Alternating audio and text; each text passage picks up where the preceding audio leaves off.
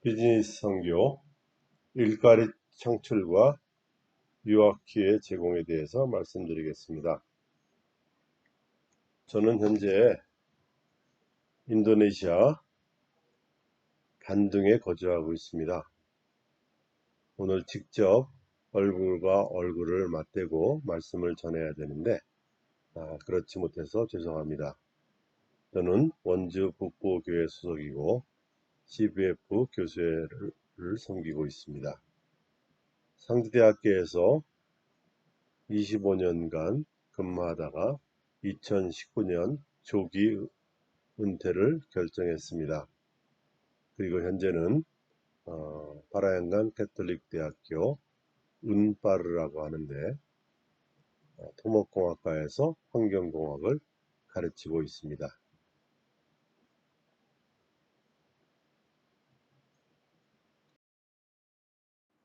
비즈니스 선교는 어떻게 정의할 수 있을까요? 말 그대로 선교를 위해서 비즈니스를 활용하는 것입니다. 하나님 나라의 왕국 확장과 비즈니스를 함께하는 운동이라고 얘기할 수 있습니다.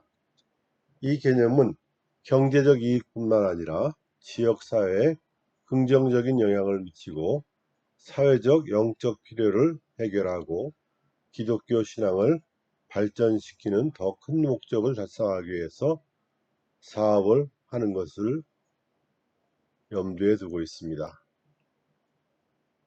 많은 나라가 선교를 인정하지 않고 있습니다. 제가 있는 인도네시아에서도 무슬림에게 복음을 전하는 것은 원칙적으로 금지되어 있습니다. 따라서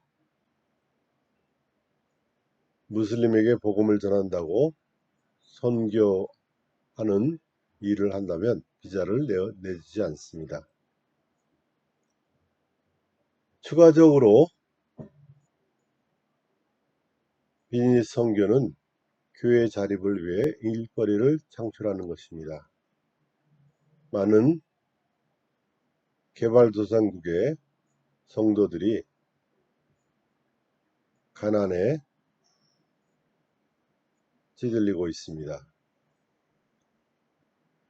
선교사가 선교를 끝난 후에 한국으로 돌아올 때 교회의 자립을 시키는 것이 한 가지 중요한 일인데 교회의 성도들이 스스로 자립할 수 있는 일거리가 필요합니다.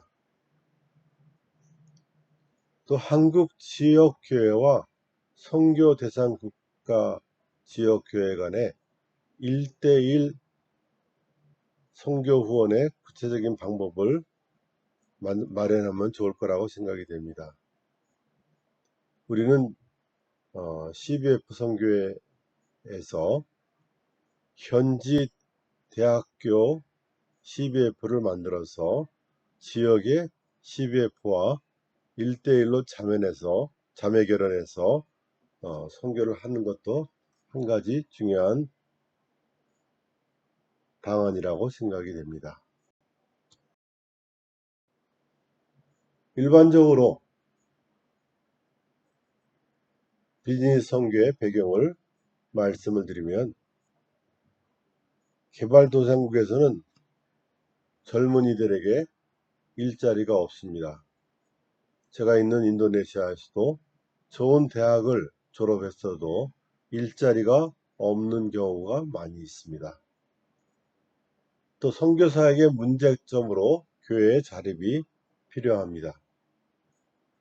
교회의 자립을 위해서는 말씀으로 무장된 영적 성장, 또 한 가지는 경제적인 독립을 통한 교회의 자립. 많은 개발도상 국가의 사람들이 너무 가난합니다. 먹고 마시는 것이 주의 영광을 위해서 우리가 해야 할 일이지만 너무 가난하면 복음을 받아들이기 어려울 때도 있습니다. 잠언 30장 8절에서 9절 말씀을 보면 곧 헛된 것과 거짓말을 내게서 멀리 하옵시며 나를 가난하게도 마옵시고 부하게도 마옵시고 오직 필요한 양식으로 나를 먹이시옵소서. 혹 내가 배불러서 하나님을 모른다. 여호와가 누구냐 할까 하거나 혹 내가 가난하여 도둑질하고 내 하나님의 이름을 욕되게 할까 두려워함이다 말씀하시고 있습니다. 또 이미 말씀드린 것처럼 선교 국가에 따라서 비즈니스를 통한 선교만이 가능합니다. 즉 비즈니스는 비자 해결에 중요한 역할을 할 수 있습니다.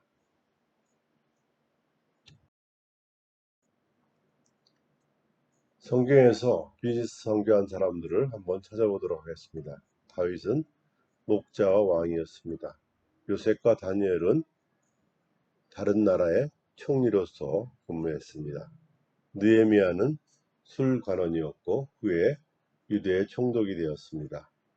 삭개오는 세리장이었습니다. 루디아는 자주장사였습니다. 바울은 복음 전파자였지만 때로는 생업을 위해서 천막을 만들었습니다. 텐트메이커라는 말이 여기서 나왔는데 오늘날 자비량 선교사를 텐트메이커라고 얘기하고 있습니다.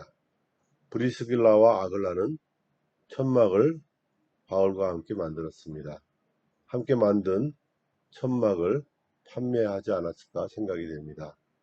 후에는 브리스길라가 그리고 아굴라가 아볼로를 데려다가 하나님의 도를 정확하게 풀어서 가르쳤습니다. 보아스는 부자였습니다. 잠언 31장에 현숙한 여인은 부지런한 여자 사업가로서 가정을 잘 꾸린 사람으로 제시하고 있습니다. 이들은 모두 사업에 종사하며 동시에 하나님의 사명을 완수한 사람들입니다. 성경에 나타난 바머, 비즈니스 선교사들의 특성을 살펴보도록 하겠습니다. 청지기 직분, 예를 들어 요셉은 애굽에서 관리였고 루디아는 바울을 지원했었는데 하나님의 목적을 이루기 위해서 자원을 지혜롭게 관리했던 것으로 보입니다. 또 그들은 관대했습니다. 잠언 31장의 현숙한 여인이나 회개한 후에 삭개오는 관대함을 베풀었습니다. 사업 이익을 사용해서 다른 사람들을 축복하는 것입니다. 이들은 또 정직했습니다. 보아스와 바울이 보여준 것처럼 정직하고 윤리적인 기준으로 사업을 수행하였습니다. 현재 비즈니스 사역에 아주 중요한 것은 지속 가능성, 서스테이너빌리티입니다. 바울의 천막 제작 모델처럼 사업을 지원하기 위해 기부금액만 의존하지 않고 자급자족을 통해서 사업을 하는 것입니다. 우리의 사업은 사람들이 다양한 형태로 하나님의 은혜를 경험할 수 있는 곳입니다. 우리의 사역 모델은 지역사회에서 억압받는 사람들을 축복하는 방식으로 합법적인 일을 하는 것입니다. 이 비즈니스를 통해 고객, 공급업체, 정부 관계자와의 관계를 발전시킬 수 있었습니다. 비즈니스 선교하는 사람들의 자세를 살펴보도록 하겠습니다.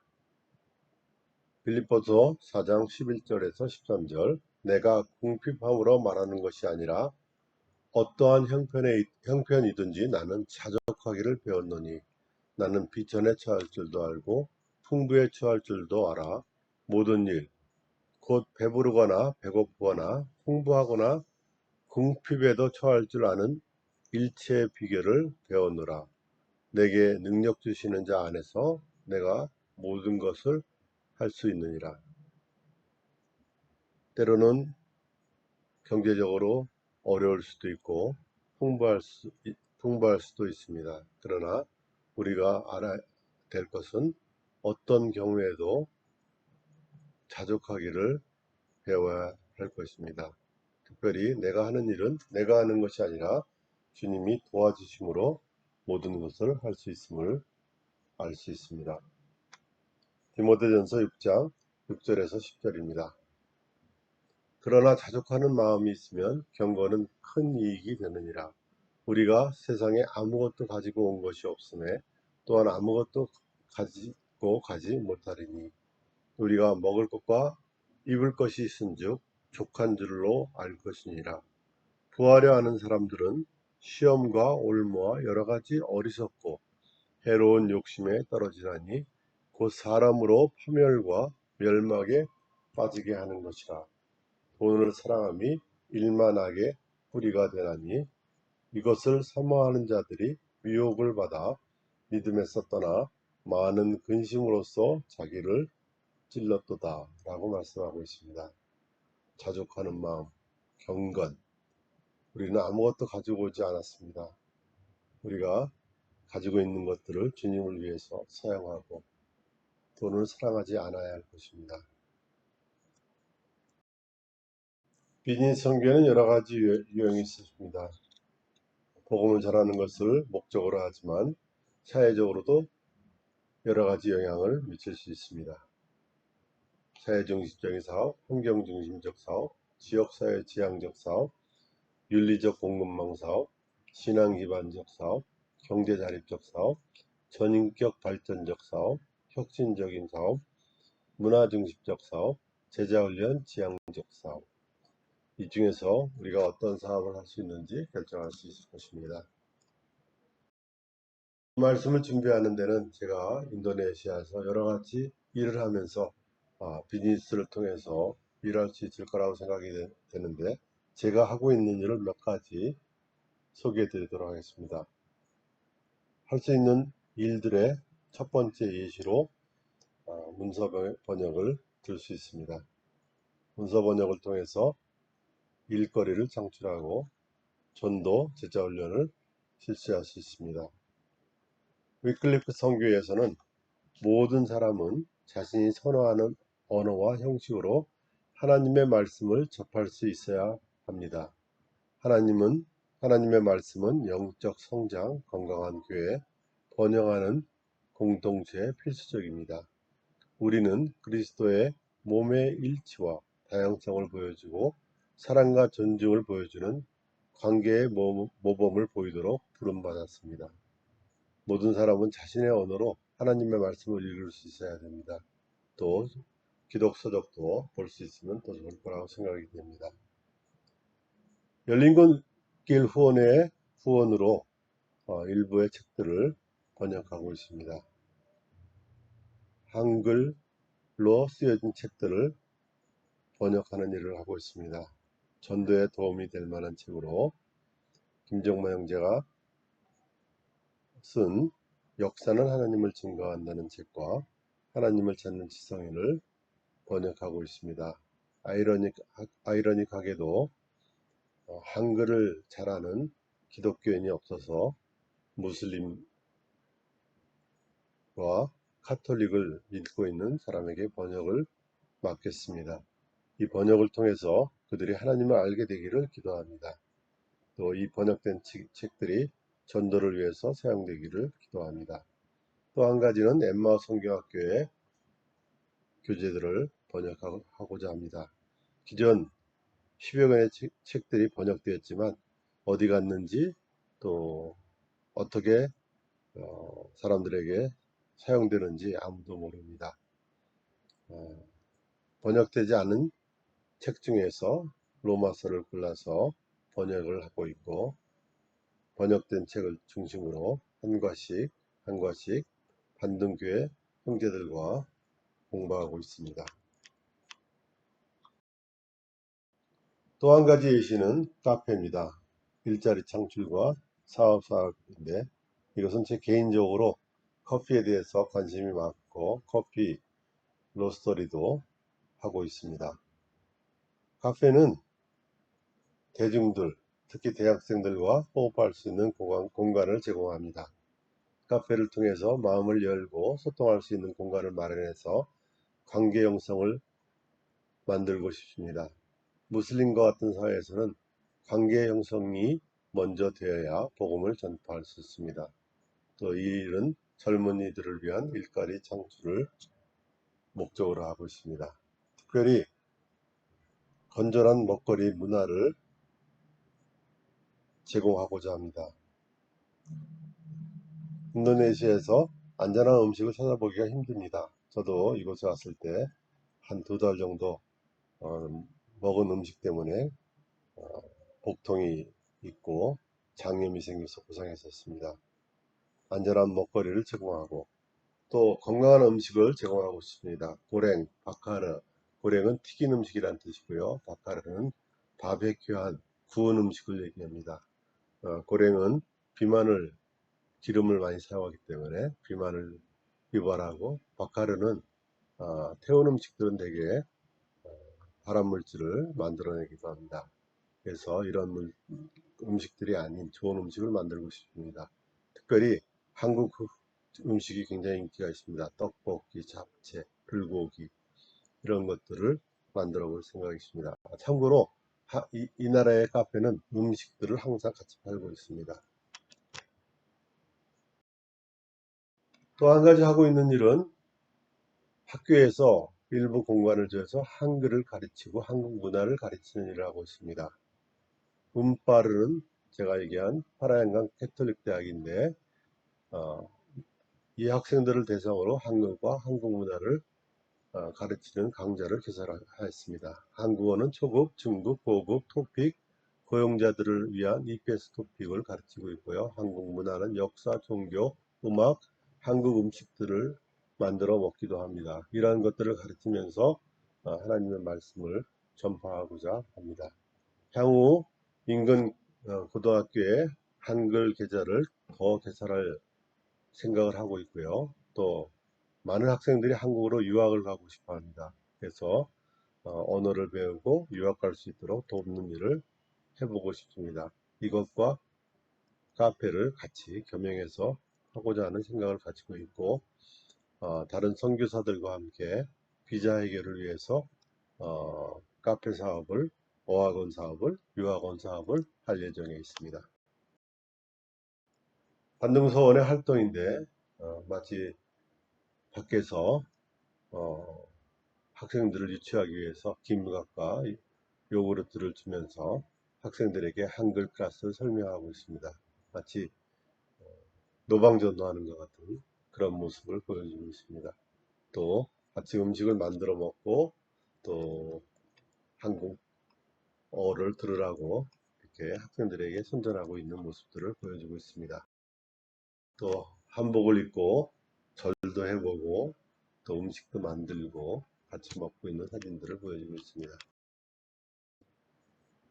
세 번째는 한국으로 학생, 노동자들을 파송하는, 유학생을 보내는 교육사업을 생각하고 있습니다. 학생들과 일반인들을 위한 한국어 강좌를 계획하고 있습니다. 또 기업 문화를 알고 기업에서의 사고를 방지하기 위한 작업 환경 교육들, 이런 것들이 필요하고, 또 한국에서 많은 기업들이 전문성이 부족하다는 얘기를 많이 하고 있습니다. 대학과 기업에서 필요하는 전문가 교육을 실시할 예정이 있습니다. 향후에 외부에 어학원과 유학원을 설립할 계획이 있고, 대학과 연계해서 유학 알선 지원 업무를 할 예정에 있습니다. 지방, 기업 이런 곳들과 연계해서 직장 소개와 한국에 갈 수 있는 서류를 만들어주는 이러한 일도 계획하고 있습니다. 아주 큰 사업으로 하고 있는 분들도 많이 있습니다. 또 한 가지는 제가 환경공학을 했었는데 주로 환경 분석을 해서 새로운 오염물질을 어떻게 규제할 것인가를 했었는데, 이곳에 와 보니까 일단 먹는 물을 구하기가 아주 어려웠습니다. 또 먹는 물 때문에 많은 질병이 생긴다는 것을 알게 됐습니다. 그래서 정수기를 직접 만들어서 뭐 공급하는 방안을 어, 연구하고 있습니다. 한국의 기술을 가져다가 여기서 조립하는 수준이지만 여기 수준에 맞게 어, 물을 처리하는 어, 말하자면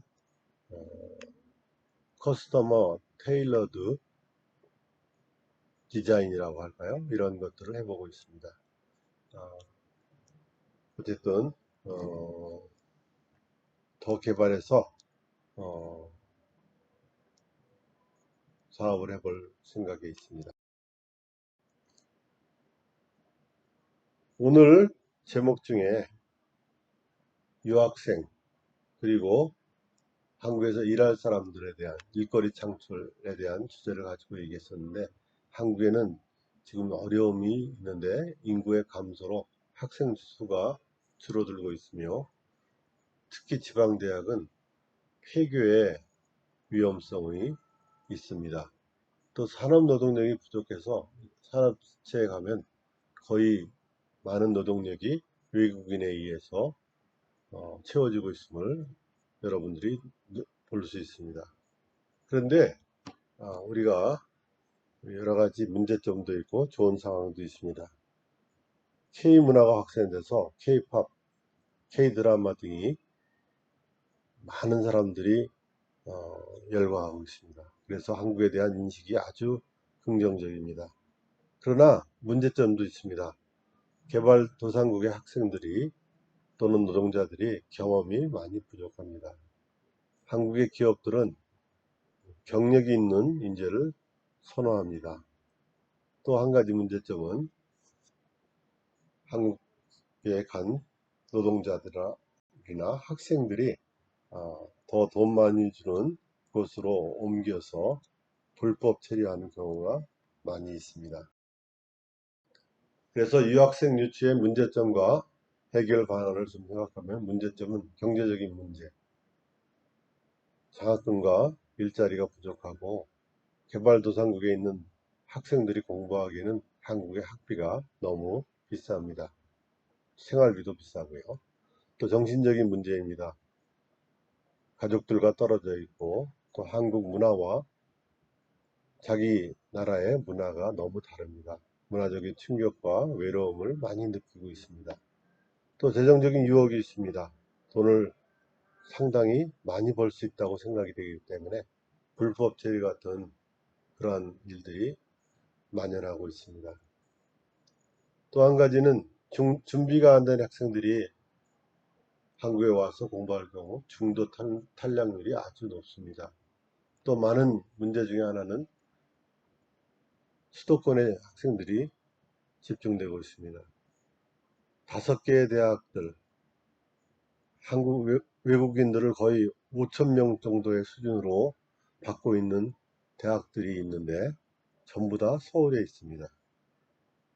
지방에서는 유학생을 구하기가 어려운 입장이죠. 여전히 한국말은 어렵습니다. 그래서 어학 문제도 있습니다. 이런 것들을 해결하기 위한 방법으로서 정지 여건 개선, 즉 생활 환경의 향상, 또 장학금과 일자리 창출, 많은 지자체들이 유학생을 유치하거나 노동자들을 유치하기 위해서 많은 혜택을 주고 있습니다. 가족들이 와서 일할 수 있다든지 또는 장학금을 준다든지 일자리를 마련하는 이러한 일들을 많이 하고 있습니다. 정신적인 문제, 재정적인 문제 이런 것들을 해소하기 위해서 교회가 해야 될 일들이 많이 있습니다. 문화적으로 정신적으로 충격을 받고 있는 외국인들에게 복음을 전파하는데 아주 좋은 역할을 할 수 있습니다. 대학 간의 협조, 국내 대학과 현지 대학 간의 협력을 통해서 우수하고 성실한 학생을 확보할 수 있습니다. 한국어 과정과 한국 적응 훈련을 제공할 수 있을 것입니다.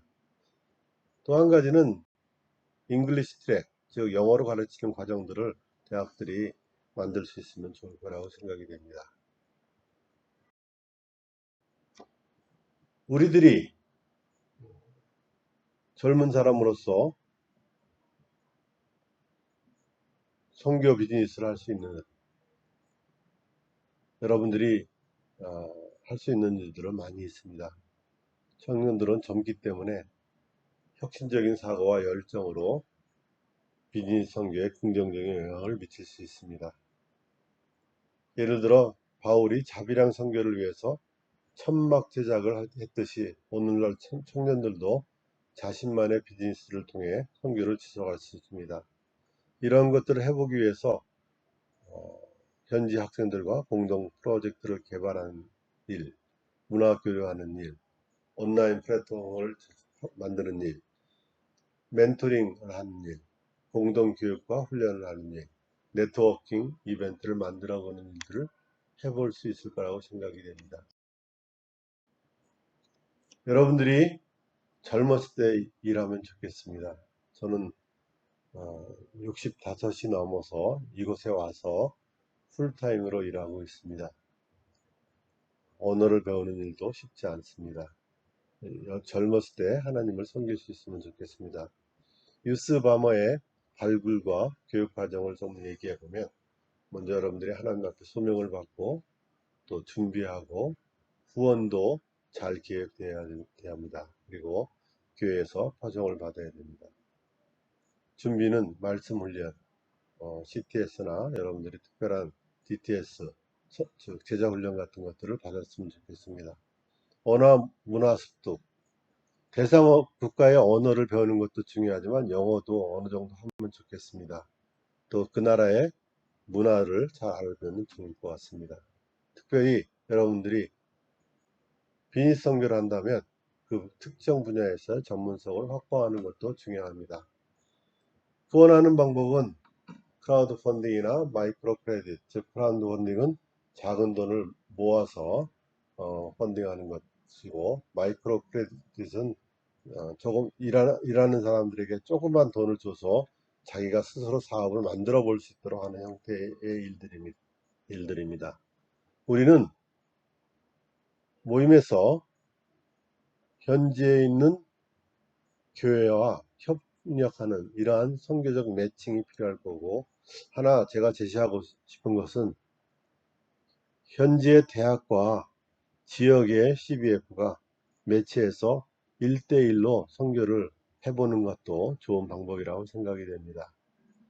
파송만이 중요한 것이 아니라 파송받은 다음에 추가적 지원도 많이 필요합니다. 지속적인 교육도 필요하고, 또 선교사들이 문화적인 충격과 정신적인 공허감, 또 먹는 것들이나 이런 환경 때문에 오는 질병들, 이런 것 때문에 이 공허감이 큽니다.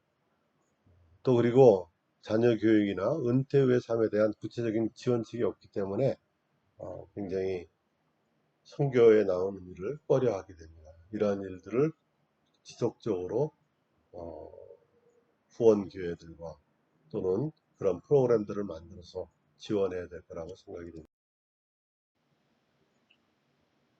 마지막으로 여러분들에게 하고 싶은 말씀이 있습니다. 여러분의 재능과 열정을 통해 세상의 변화를 가져오고 싶지 않으신가요? 비즈니스 선교는 신앙과 일을 결합해 사회적, 경제적, 영적 변화를 일으키는 힘입니다. 여러분의 비즈니스로 세상에 소망을 전하고 하나님의 나라를 확장하는 일에 동참하시기 바랍니다. 지금이 바로 그 부르심에 응답할 때입니다. 많은 선교대에서 이쯤 되면은 여러분 선교사로 나갈 사람 지금 일어나 주시기 바랍니다 하고 말해야 될 때입니다.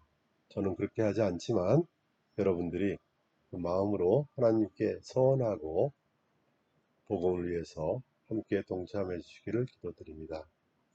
주의 권능의 날에 주의 백성이 거룩한 옷을 입고 즐거이 헌신하니 새벽 이슬 같은 주의 청년들이 죽게 나오는도다. 시편 110편 3절입니다. 여러분들이 주님 앞으로 나아오시기를 기도합니다. 감사합니다. 드리마카시 인도네시아 말로 감사합니다입니다. 다음에 함께 얼굴과 얼굴을 대하고 만나게 되기를 기대합니다. 감사합니다.